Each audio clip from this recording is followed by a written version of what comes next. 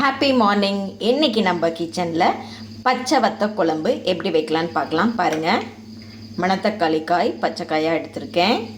சுண்டைக்காயும் பாருங்கள் இடிக்கலைன்னா ரெண்டாக கட் பண்ணி எடுத்துருக்கேங்க. இது ரெண்டையும் வச்சு தான் இன்றைக்கி வத்த குழம்பு செய்ய போகிறோம். எப்படி செய்யலான்னு பார்க்கலாம் வாங்க. வானல் வச்சாச்சுங்க. ஆயில் ஊற்றிக்கலாம். ஆயில் நல்லா காஞ்சிருச்சிங்க. 1/4 ஸ்பூன் வெந்தயம், 1/2 ஸ்பூன் கடுகு நல்லா பொரிஞ்சிருச்சிங்க.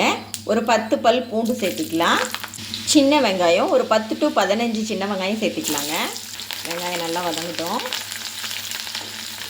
இந்த வத்த குழம்பு நம்ம ட்ரை வத்தல் வாங்கி வைக்கிறோம் இல்லைங்களா, சுண்டை வத்தல், அதை விட நல்ல டேஸ்ட்டாக இருக்குங்க. ஏன்னா நம்ம ஃப்ரெஷ்ஷாக போட்டு செய்கிறோம் இல்லைங்களா, அதனால் நல்ல டேஸ்ட்டாக இருக்கும். இந்த சுண்டைக்காயோ இல்லை மணத்தக்காளி கீரை நம்ம வாங்கும் போது அந்த காய் அது கூட இருக்கும் இல்லைங்களா, அந்த காய் எடுத்து வச்சு நீங்கள் தனியாக வத்த குழம்பு கூட வைக்கலாங்க.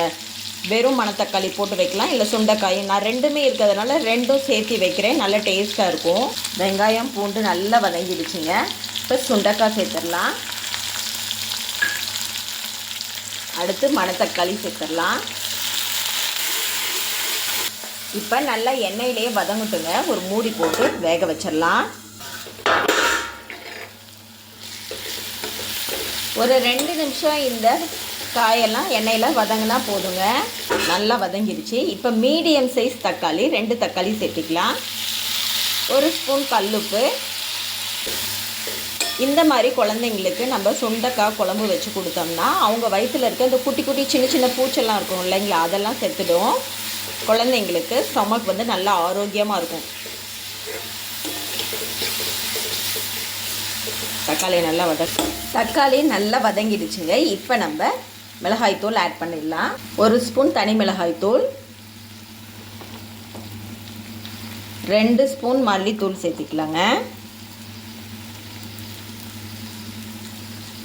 மஞ்சத்தூள் 1/4 ஸ்பூன் சேர்த்துக்கலாம். வெந்தயத்தூள் 1/2 ஸ்பூன் சேர்த்துக்கலாம். வெந்தயத்தூள் சேர்த்துனிங்கன்னா தான் நல்லா வந்து வத்த குழம்புக்கு டேஸ்ட் கொடுக்கும். இப்போ இந்த தூளோட பச்சை ஸ்மெல் போகிற அளவுக்கு நல்லா வதக்கிக்கலாங்க. நான் இன்றைக்கி தொக்கு மாதிரி கிரேவி மாதிரி தாங்க செய்ய போகிறேன். நீங்கள் குழம்பு மாதிரி செய்கிறதா இருந்தால் நீங்கள் தேங்காய் பால் கூட ஆட் பண்ணிக்கலாம். இப்போ எல்லாம் நல்லா வதங்கி வந்துடுச்சுங்க. நான் ஒரு சின்ன லெமன் சைஸ் புளி கரைச்சி எடுத்து வச்சுருக்கேன். அதை இப்போ ஆட் பண்ணிடலாம்.